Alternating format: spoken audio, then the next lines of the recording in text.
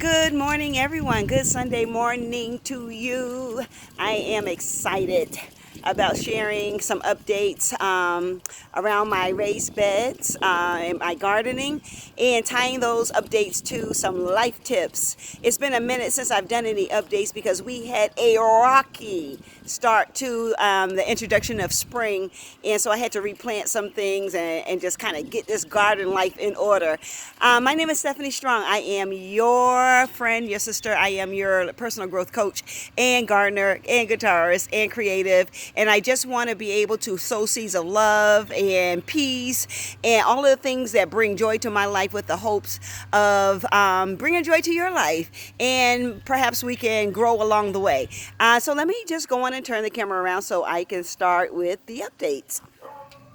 All right, so this bed, let me step back a little bit so we can, I'll start from the green. All right, so I had to replant some pepper plants. As you can see, I have different peppers here. The dark purple peppers, red peppers, ghost peppers, cayenne, jalapeno, just different peppers here. I decided last year I had my eggplant, yellow squash, and zucchini in this bed over here, but I decided to move the zucchini and eggplant and squash around because it's just good to kind of change locations where you're growing squash, because they can really set up disease fast in the soil. With any rate, so over here I have yellow squash, and I have in this row here is arugula, and some more arugula. I see it's changing leaves there. And this year I'm planted endive, so I'm really excited about enjoying the endive. And then I've got romaine lettuce here.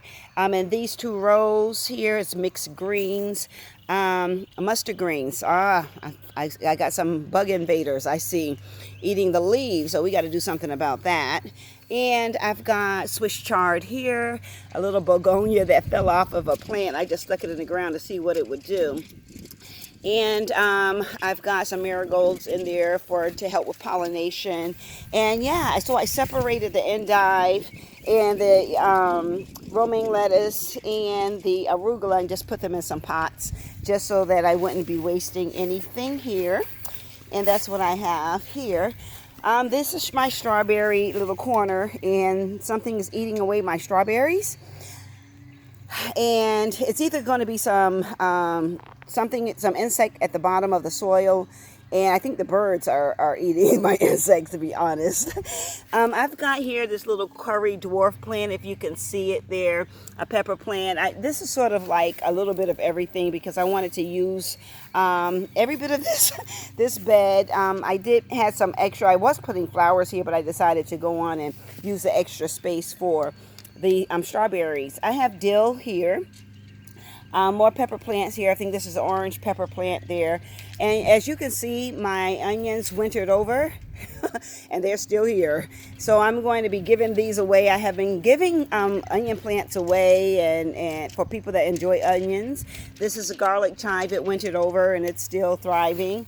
And this little plant was impacted by the cold draft that we have, but I just believe what just makes this little old plant think it can grow through this soil and survive. So anyway, this is a ghost pepper that didn't quite make it, but it's showing signs of life. And so I speak life over this red ghost pepper that's barely hanging on. And I have here some lavender. Last year, I did a sort of vertical herb garden, but this year I just sort of integrated it all in. And so I have cucumber plants here, eggplant over there in the far right. I've got some spinach that I'm allowing to go to seed so that I can save the seeds. I've got parsley over there, and I've got a big girl, early girl. No, this is a better boy tomato plant, and got my basil here, and this is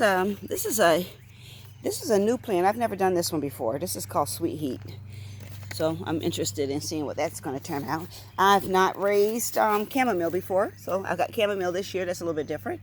Pepper plants, it's looking kind of yellowish here. I wonder what the problem is. Um, I don't think it's overwatering or underwatering. I don't know. Maybe it's just trying to stabilize. More crooked neck squash over there. This is typically my tomato bed. But as I said before, I decided to move around some zucchini, put some zucchini plants in here along with some I got a zinnia plant, some marigolds just for color pop and pollination. And I just got various varieties I have different varieties of tomatoes. This bed is going to be extremely full. And over here, this is where I plant my okra. And as you can see, the okra is coming up. And so this will yield more than enough okra. Believe me, it will yield okra for days on end. But I am excited. I have a bunch of heirloom tomatoes in here and what have you.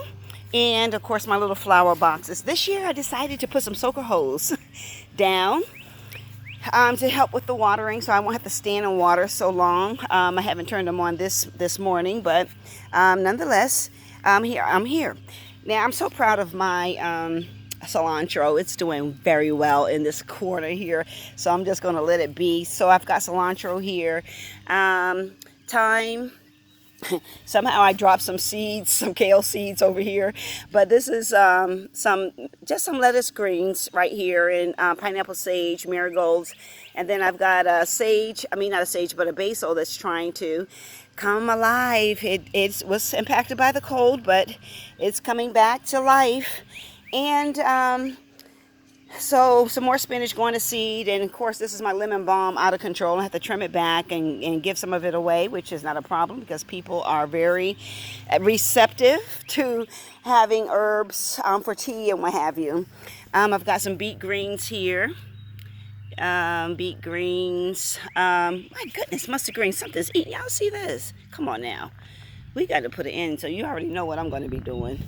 Diatomaceous earth, and I know it kills everything, but what I do is I just mix it up with a little water and spray on the leaves in the morning. Again, it's mixed greens, and here my sage and what have you. Swiss chard, how about that? Swiss chard there. Did I miss anything? I don't think I missed anything.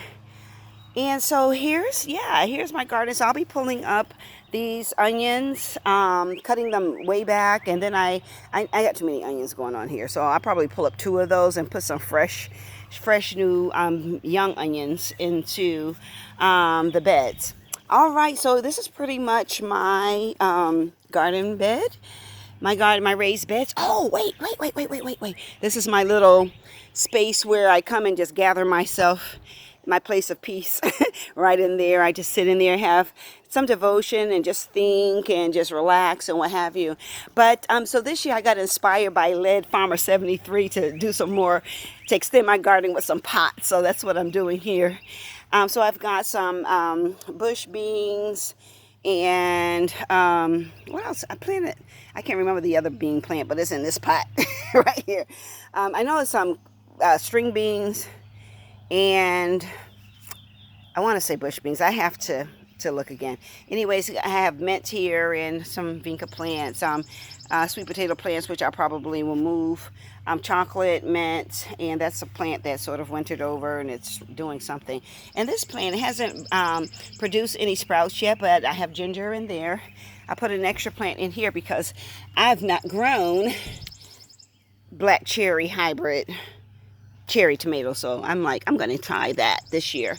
And then I have a sweet potato in that bucket there, and over here I planted some more. Look what the kids did, y'all. The grandkids, they don't care nothing about what I'm trying to do over here.